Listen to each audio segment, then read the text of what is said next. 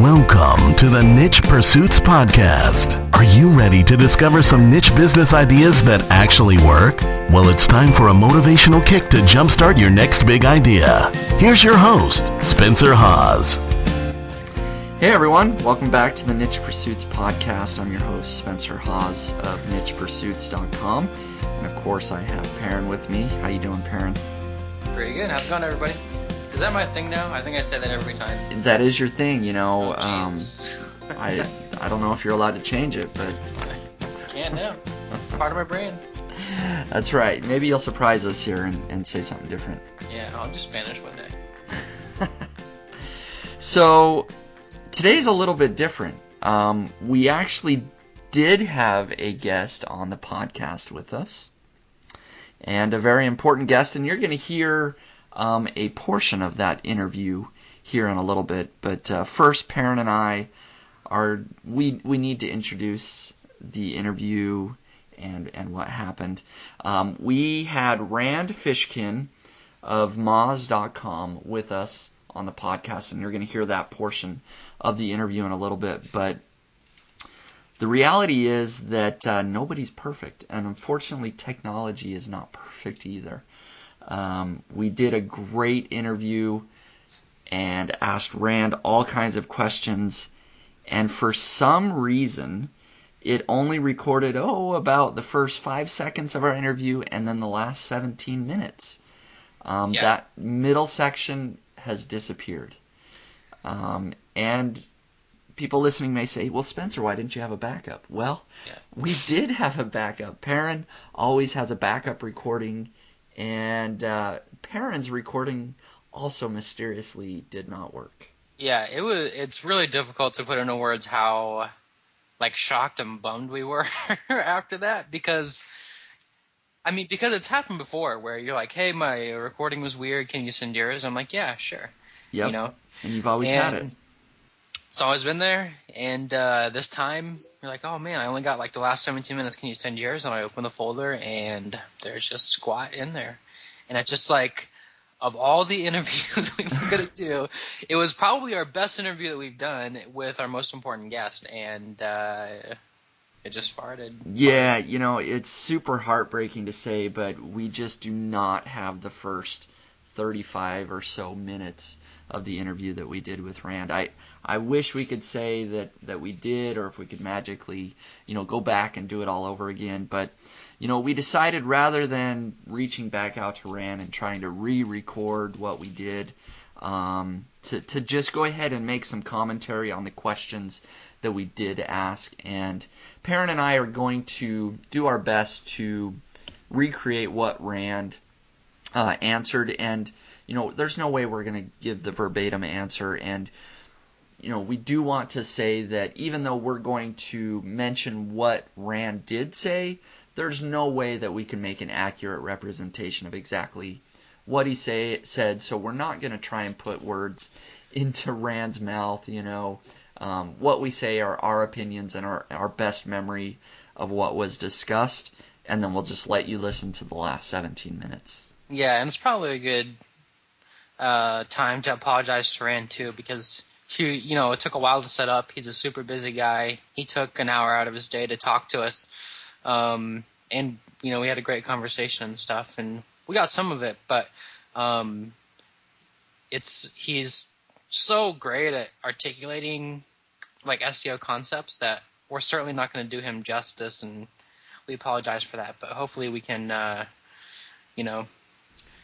get close. Yeah, absolutely. We're going to do our best. And, of course, Rand is always welcome to come back on the Niche Pursuits podcast. Oh, yeah. And maybe we'll do another interview in the future. But we decided rather than reaching back out to him and trying to duplicate what he already said, a lot of times that would feel very unnatural, if he were to answer all of our exact same questions a second time. So rather than do that, we're going to just share what was said and let you listen to the last little bit. We feel like that's probably just the best way to go forward. So let's jump right into it. As much as that breaks our heart that we don't have that actual recording, we're going to just do this and do our best to salvage what we do have. Yeah, and I think also in the show notes in the blog post, we will put a link, or at least tell you what time Rand actually starts talking. So if you're here just to listen to Rand talk about SEO, then you can jump ahead to that section. Yep, absolutely. So we started out the podcast, and I asked Mr. Rand Fishkin about what he was doing before Moz.com, and basically shared with us his quick story that straight out of high school, or may have been even during high school, he started helping his mother, who owned a marketing firm, build out websites for clients. Yeah, he actually dropped out of college. That's correct. He started college and then he dropped out to continue building websites, and then started consulting, doing SEO consulting is what he began doing. And he ran that for a number of years. I don't remember if he said the year that he graduated high school. I believe it was it 97? Something like that. Yeah, right around 97. So he was building websites and started consulting from 97 to around 2003, I think, is when SEOmoz.com was launched officially. And consulting at a really high level. I mean, he mentioned that his time was, kind of in the middle there, like $500 an hour, and then eventually he was billing out at $1,000 an hour. So you can imagine the types of companies that you are working with when your time is that valuable. Yep, absolutely. So that's how he got started. Of course, the Moz we know now today offers more software and SEO tools. It doesn't do any consulting. So I asked him about that move away from consulting and into creating software solutions. And basically the reason that it happened is because Moz had created a lot of internal tools for themselves and for their team to use, and they decided to release those publicly on a subscription basis for those that might be interested in. And they took off rather quickly. They did very, very well. And in fact, I asked him, did the success of that software kind of catch you by surprise? And he said absolutely, that they were not expecting their software to do as well as it did, really because they were releasing it just because they already had those tools internally, and they wanted to release those publicly. And because of that success, they decided to invest more into their software solutions. And of course, now Moz is what we know it is today, more as a tools and solutions company than a consulting company. And it happened pretty quick for him, too. He said within the year that they released it, it was doing half their revenue. And this is from a very highly established consulting business. That's right. It really did take off pretty quickly, which happens when you have something that's incredibly useful and at that time was really entering a relatively blue market. I mean, nobody was doing that for the individual consumer yet. Yeah, and I don't remember if it was you or me, but we asked, is the software business easier than the consulting business? We felt like it probably is because, well, you got a software tool, you can just sell it over and over again, whereas consulting's very customized and, hands-on. And he actually said that the software business is much more difficult. Yeah, and it really did kind of surprise me because we asked that assuming to get a specific answer because when you think of a software as a service business, you think of charging a monthly subscription, or at least me, a lot better than I do because I'm just entering that field, but right, and just kind of setting it and forgetting it. But what he mentioned was that sometimes that's true. But with SEO, the field is changing all the time. And you're dealing with multiple search engines with an algorithm that you have no way of knowing. And, there's constant testing, constant tweaking, and your audiences expect you to stay on top of that. Exactly. And so just with the ever-changing market, and it always will be with marketing. Twitter and Facebook, those are important now, but maybe they won't be tomorrow, and there'll be other marketing tools that people are using, and so there's third-party tools and just other places that Moz is gathering data.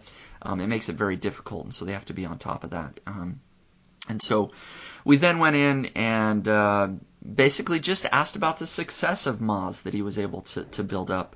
I mentioned that they've received $18 million in funding in 2012, and then I asked if Rand could share some numbers on the success of Moz, and I'm glad I wrote down a couple of these numbers because I'm sure I would have forgotten. So on my paper here, he did share. He was very open. I was actually surprised. I thought maybe he'd just give us the amount of traffic and things like that, but he actually gave us the amount of total free subscribers, which I did not write down, but he gave us the amount of premium subscribers. So most of these are paying $99 a month. Some are paying $149 a month, I believe.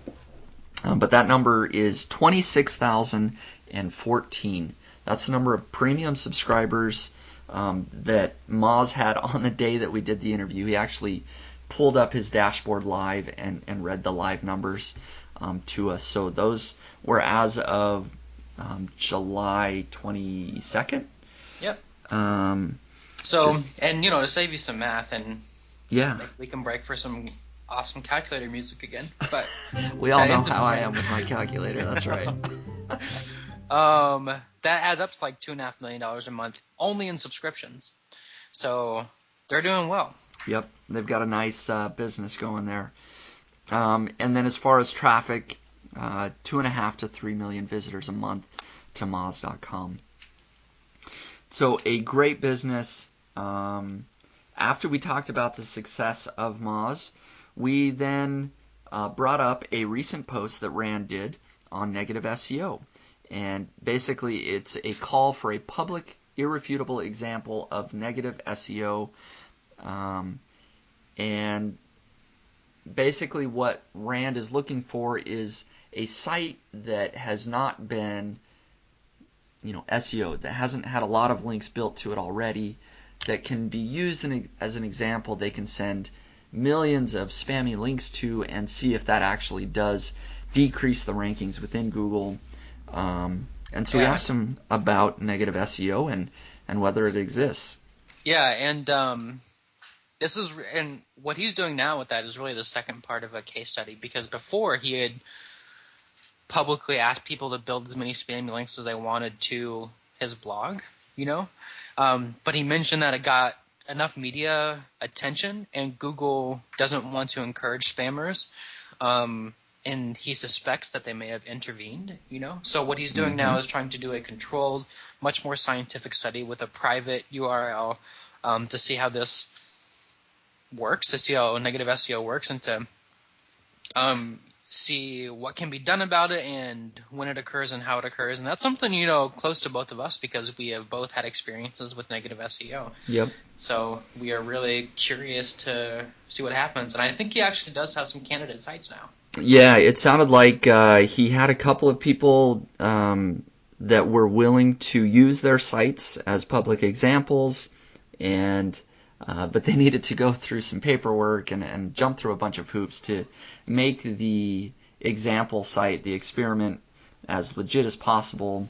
And in fact, he even said that when they emailed basically spammers to ask them to spam the sites, the spammers didn't want to do it because they were connected with Moz and everybody's familiar with Moz. And so they're now trying to use a third party, somebody else, to reach out and get the negative SEO going, basically. Yeah. I was just going to say, and we are really curious, and I'm glad they're doing it, because they are one of the few people or one of the few organizations who really has the resources to test it as rigorously as it needs to be tested. Yep, that's right. And so when we asked Rand if he really did think that negative SEO is happening, he said yes, he does believe it's happening. However, his answer was a little more borderline in that he's not as convinced how effective it is. So that's why he wants this example. He's not so convinced that it's very easy to send a bunch of spammy links and get a site deranked in Google. He's not that convinced. He does believe there's something going on, but he wants to do this experiment to really nail down what is going on and what we can do about it. And I got the sense that that's also his personality, is that he's not a guy who says, yeah, it's probably occurring. He wants to know exactly what's going on, which is one of the reasons Moz is going to be such an authority, because they do such in-depth testing. So it'll be cool. Yep, absolutely. And then we moved into link building. Moz has recently posted a survey as a guest post by a different company, and I'm not remembering the name. Was it Rocket SEO? Yeah, I believe so. I may have to look that up. But basically, they posted the top link building strategies of 2014. And I specifically asked about 2 strategies that people are still using according to that survey: paid links and blog networks. Skyrocket, by the way. Skyrocket SEO. There we go. I asked Rand, why are people still using paid links? And I don't remember all the details of his answer other than the fact that in some cases it may still be working. And Rand is not a guy who likes gray hat or black hat links at all, because he has traditionally consulted major companies with very long-term strategies. And so one of the things he said about paid links is that a lot of people will buy links still because they hurt you before, or they help you before they hurt you. And you can kind of get a sense from Rand that he doesn't think this is a good strategy, because anytime you buy any links, you are increasing the risk. And in Rand's experience, I'm sure, dealing with companies who have, that much invested in their web properties, you want as little risk as possible. Yep, absolutely. And so, yeah, he made clear that, do not do this. Like, this is not a Rand-approved strategy. Yeah. Do not buy links. You're going to be shooting yourself in the foot. I think he said, yeah, maybe it'll work for 5 or 6 months, but eventually it's going to catch up to you and just not be worth it in the long run. So, we had a little discussion there on that. But then we moved into private blog networks using expired domains. We wanted to know what Rand's opinion was of that. And this is the most interesting, because this is where, when we were talking to Rand, it was kind of like, yep, like preacher brother, like every time he was saying something. But this is where our experiences really diverged, and we're not shady black hat link builders by any means, but we've had some really specific experiences with PBNs and some good success, and that was very different than what Rand said. Yeah, no, he did, and you can. Why don't you go ahead and share what he said, or at least what you remember from your end, and I'll chime in as well. Sure, yeah. So when we asked Rand about PBNs and whether or not he thought that they worked, he said a couple things. The first was that the people who are the loudest advocates of PBNs seem to be the people who are selling PBN links and posts, and that he doesn't have any great evidence from anybody using a PBN who's having a lot of success. So that was the first thing he said. The second thing he said was that it's super difficult now, and that you have to post things on different C-class IPs. It's very difficult to find really great expired domains, which is something that we've definitely talked about. And that in the time it takes you to build a PBN, you can be putting that energy into activities that are white hat, much more long term, and are going to overall net you better success than building a PBN, which is pretty different than the way we tend to think about it. Yeah, so he definitely sort of called out PBNs and said, don't touch it with a 10-foot pole sort of thing, and exactly, you're right. He said, the only people I see talking about PBNs are the ones, selling links or doing the services. Nobody that I know is really seeing results from it. He did mention that, he's kind of curious about it and that maybe he's willing to do experiments with it, but that it's not a strategy that he sees working, or clearly is not good for long term. So I kind of do wonder if he were to actually do some experiments, or if he has done any in-depth experiments with expired domains, what his results would be. Yeah, and Rand, if you're listening, please help us test that, because everybody's certainly curious, But maybe this is a good time for commentary, because we build PBNs, we use PBNs, and we're part of Rankuro and stuff. And yeah, I have had a lot of success with my own sites using PBNs. So yep, exactly. Yeah, it was one of those things. Like you said, we were rolling along with the podcast. We didn't really have time to have more back and forth to give our opinion. So I guess we will at this point to say that we have personally with our own sites experimented with PBNs. and they're working. I mean, that is really the primary link building strategy that we've used on most of our niche sites that we've built this year, and they're ranking, they're getting traffic, they are making money. Yeah, and I think you brought up a really good point when you and I were talking about it after the podcast, which is that we and Rand work on totally different types of sites. We are building small sites to make us individually money, right? Or, with you and I working together, we have a small network of sites that we've built from scratch, and they're under 50 pages, at least right now. Rand is working on sites that are probably millions of pages, or when he's consulting. He's consulting on them, yeah. Mm-hmm. And he was even talking about sites that he works with. He's like, they're fairly small sites. They might get 50 or 100,000 visits a month, which to us is huge, So Exactly. When you're talking about like strategies to boost those types of sites and to see a significant return percentage-wise, if you're going to do it with PBNs, then you need hundreds or thousands of PBN sites. For our purposes, we may only need 10, or 15. And so I think that might be where some of the difference in opinion comes from, is that PBNs can be much more effective for small sites. Yeah, there's a lot of commentary that we could have, but I'd like to stick mostly to, the conversation we had with Rand. Basically, we'll just say that, Rand was very strong in his opinion that, stay away from PBN, stay away from paid links. That's not something that's going to work long term. You're going to be shooting yourself in the foot. And my comment is that, yeah, he's absolutely right. That for the long term, if you're building out what you hope to be a large authoritative site, you probably should steer clear of the more gray hat methods.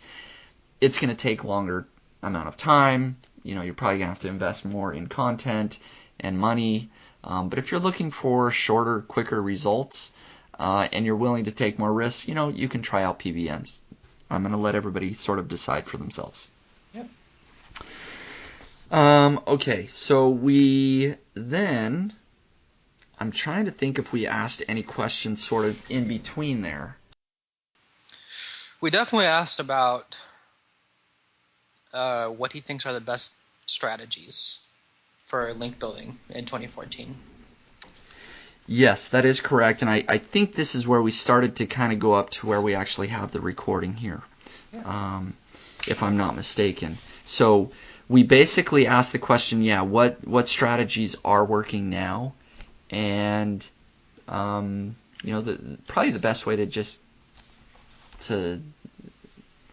the best way to summarize what his answer was outreach. Basically just build relationships with others within your niche, be willing to reach out to them and share your great content with them and be involved with their business, and that's the best way to grow it, is real natural relationships.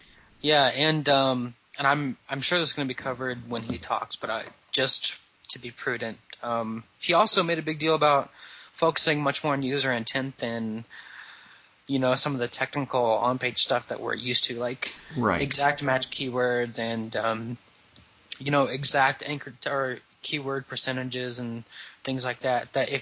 That what you should be focusing on is solving problems, and so it's much more important to have a title that really indicates to the reader that you're going to be answering the question that they're looking for than it is to say have your exact keyword at the front of the title or something. Yeah. So he's kind of all about usability at this point, which I think is a really smart way to go if your strategy is a long-term one. Yep, absolutely. And so, where this interview picks up is basically we had just asked the question about link building, and he's talking about outreach and what to do there. And then, of course, you'll hear my follow-up question where you can listen to the last 17 minutes of the interview. But overall, that was about it. Any other points, Perrin, that you wanted to make that we didn't cover here?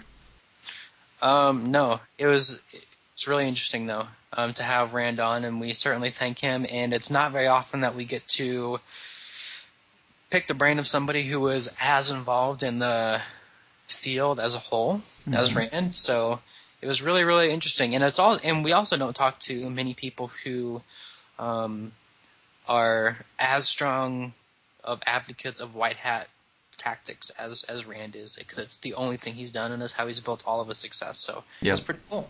Yep, absolutely. Yeah, it was a pleasure to talk to Rand and be able to connect there and hear his thoughts. So we got some great consulting, some great thoughts, things that we'll take in our own business. But overall, Rand, if you're listening, thank you very much for coming on the podcast. And to everybody else, enjoy the last 17 minutes of our interview. Thanks a lot. And getting it in front of them. I myself am, probably consuming a dozen emails a week from people who have something to share with me. And sure. I would say 1 out of every 5 or 10 is valuable enough that I end up sharing it socially, and probably 1 out of every 30 or 40 is something that I'm going to link to in a blog post or link to on our website or something like that, mention in a presentation, which will get it a link. So that's, that process has become really powerful, and Google loves it.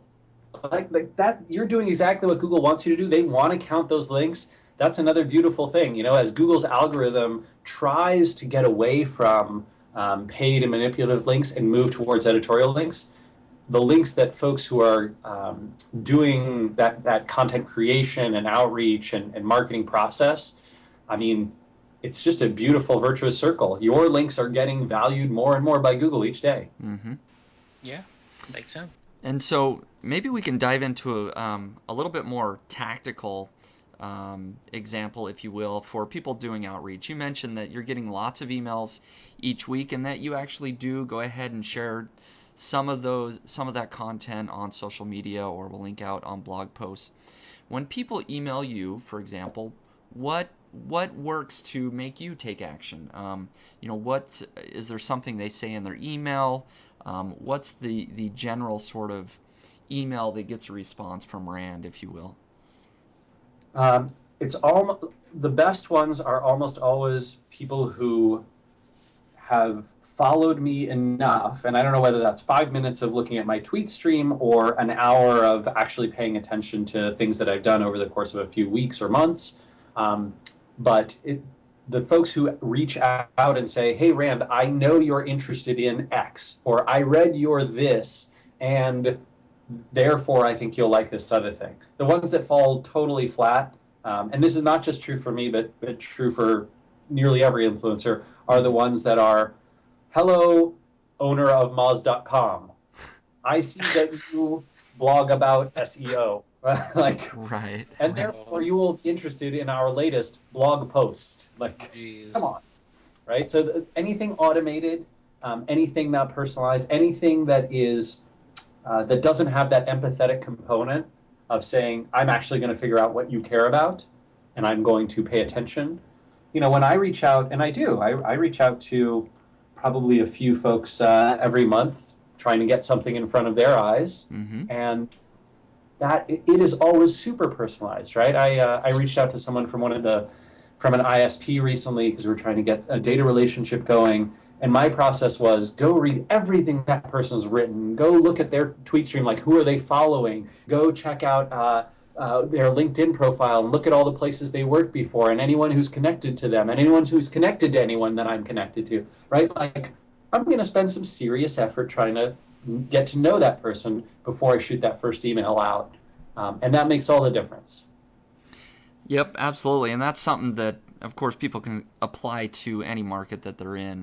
There are people out there looking for content and want to post interesting things either on their blogs, on their news website. And if you're willing to take the time, like Rand mentioned there, to go out and personalize your email, actually get to know somebody and provide content you believe they really are interested in, you're that much more likely to get a mention, get a link back, get some sort of relationship there. Yeah. And so, we've heard that on-page SEO and site architecture is more important now than ever. Do you believe that that's true? And if so, what works really well for on-site SEO? In some ways, I believe that's true. So let's see. How would I phrase that? There are aspects of modern on-page and on-site SEO that are more important than ever, and there are aspects of classic, old-school on-page SEO that are less important than they have ever been. And those things are, keyword repetition and stuffing, synonym stuffing, making sure that you have 3 instances of a keyword bolded on a page and a 1.5% keyword density of that kind of stuff.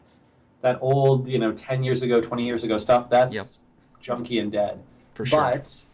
But Google has certainly become far more sophisticated in their analyses of, sorry, I've got a car alarm right outside my window, guys. Google's become much more sophisticated in their analyses of keyword topics and keyword intent. And therefore, content that does a great job of serving user intent is performing better than ever. And because so many people who consume content now have the ability to be influencers of their own, the content that you create and craft, if that has the potential to be amplified and to reach new audiences and to be not just solves the user's query, but interesting enough to be shared, you have tremendously more potential than you've ever had, because so many folks are on Facebook, on Twitter. It's not Web 1.0 where the influencers own the web. All of the web's users are influencers now. Perrin, do you have any follow-ups to that on-page SEO? I know you were interested in that. Yeah, so, one of the reasons we asked that question is because Spencer and I are in the process of creating the biggest site that we've ever created. So it's going to be a massive authority site in a market that we think is really profitable. And as we plan that, there are a lot of questions that come up about how we want to structure this beast, And so, the more we read, the more debate there seems to be, especially now, about building super vertical silos and making those really tight, or going really flat and making sure the link juice is spread around more evenly. So sort of, in your opinion, for a big authority site, because that's what a lot of our readers are doing now too, what architecture would you recommend? I have never seen the effectiveness of what you call the vertical siloing of link juice, right? Controlling the flow of internal page rank. I've never seen that be proven consistently effective. And I used to work on some massive media properties, and am connected with plenty of people who run sites that get hundreds of millions of visits monthly and have tens of millions of pages. Those folks have generally not found great value in the types of vertical siloing that you read about on what I call maybe the deep dark web of SEO forums and stuff, right? Yeah. There's not a lot of secrets like that out there in the SEO world, so I'd be very skeptical. Yeah. What I can say works consistently well is an architecture that gets users, people who browse the site, to have a great experience and a very low bounce rate. That input is going to be so much more useful and valuable to you than any sort of PageRank siloing or PageRank sculpting or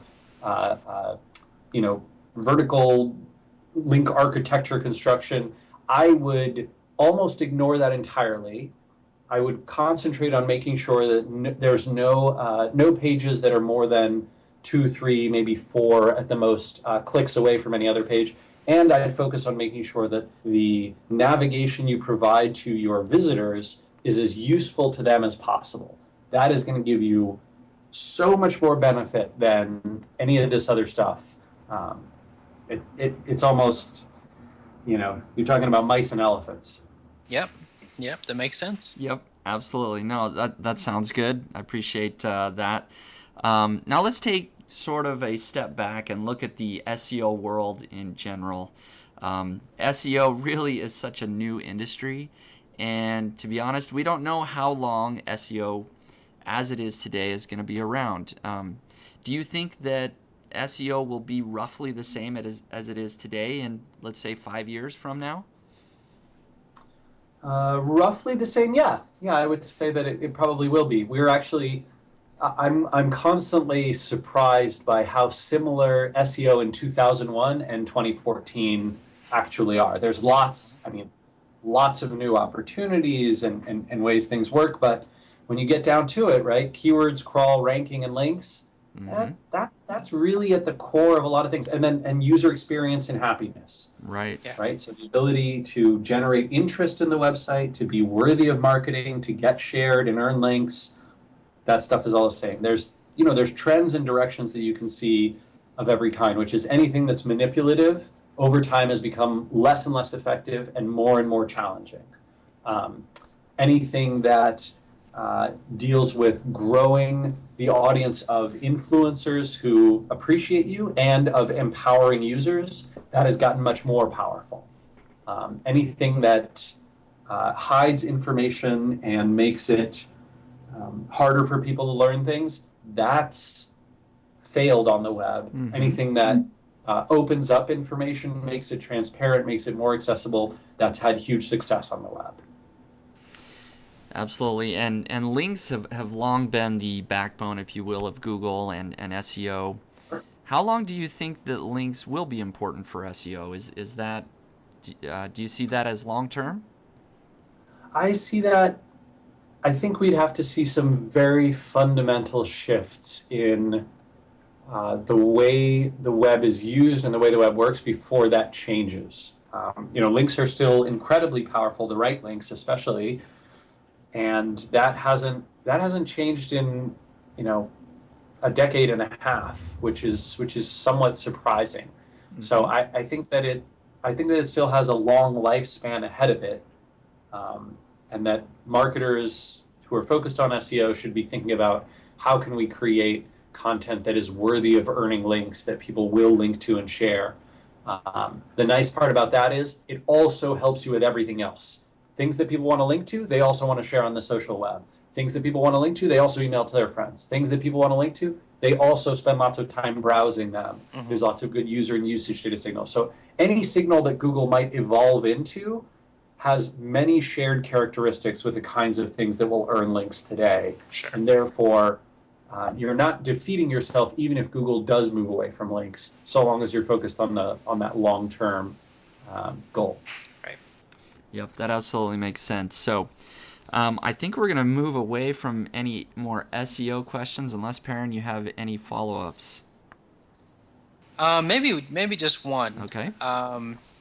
Try to get like 2 minutes of free consulting here. So, yeah. If we are building a website from scratch that we want to be big and authority in the market, what would be maybe one or two of the most important strategies or things we should be keeping in mind as we start that process? The first one is I would build a brand that people in that field, that audience, finds inherently compelling, attractive, interesting, valuable, right? So I think generic websites, at which many folks in the affiliate field, I think, are shooting themselves in the foot by building, as opposed to a brandable and brand-worthy website, right? Something that has a true style and feel, a fit and finish, a polish, a naming convention, professional design and user experience. Like those kinds of things will move the needle immensely for you. Yeah. And then the other thing I'd say is make sure that you're spending a considerable amount of time with the people whom you're trying to help, right? So the content of the website is designed to help a certain population. Make sure that you're doing, kind of the classic Silicon Valley startup thing and spending time outside the office with those folks, understanding their lives, understanding their pain points, understanding their interests, figuring out who they are demographically and psychographically. That will make every piece of content you produce for the site, every effort you put into it, that will make you better tuned to building something great that they really enjoy. Awesome. Thank you very much. Sure. Now, not too long ago, I guess it's been a little while. You started inbound.org. How is that going? It's going well. Actually, about 6 months ago, I divested my share of it to HubSpot. So HubSpot owns and controls that entirely. So I'm still a co-founder. I still love to see the site succeed, and I am on email threads with those guys occasionally, offering my 2 cents. But I'm not officially involved any longer. So it's run by Dharmesh Shah inside of HubSpot Labs, and Ed Fry is the site manager over there. Okay, very well. Do you have any other interesting projects coming up, either personally or for Moz, that you'd like to share with us today? Sure. Along with those negative SEO experiments, I've actually been running a ton of experiments through a group I call IMAC Lab. Okay. And that's essentially a collective of volunteers who sort of, we design experiments together, come up with hypotheses, test things. And if you're interested in seeing some of the results of that, I recently shared them at our annual conference, MozCon. And so if you go to bit.ly/MozMadScience, you can see the Moz Mad Science slide deck from MozCon. And that includes a bunch of those experiments. If you want to join in and help out and help us learn more about how Google works, that would be awesome. And you can find more information about how to do that. That presentation's on SlideShare. Nice. I will check that out and see what sort of experiments you're running there. We had some fascinating ones with queries and clicks, like user and usage behavior. That's something Google is, to me, pretty clearly using in their ranking elements. So that could be powerful for a lot of folks. Yeah, that's really interesting. Yeah, definitely. Very cool. Yeah, I will link to that in the show notes for people listening, so that if they want to go check that out, I'll have that available on nichepursuits.com as well. So other than that, where's the best place for people to follow along with what you're doing, or any other place that you'd like to send people? Sure. If you want to keep up with me and what I'm up to, the place I post most frequently is Twitter, and I'm at Randfish. And you can also follow my blog, which is moz.com/Rand. Very good. Rand, we appreciate you coming on the Niche Pursuits podcast. It's been awesome being able to pick your brain. Like Perrin said, get a little bit of free consulting in there, and just hear about your success with Moz and your opinion on some of the latest SEO news. So once again, thank you very much. You bet, guys. Thanks for having me on. All right. Thanks a lot.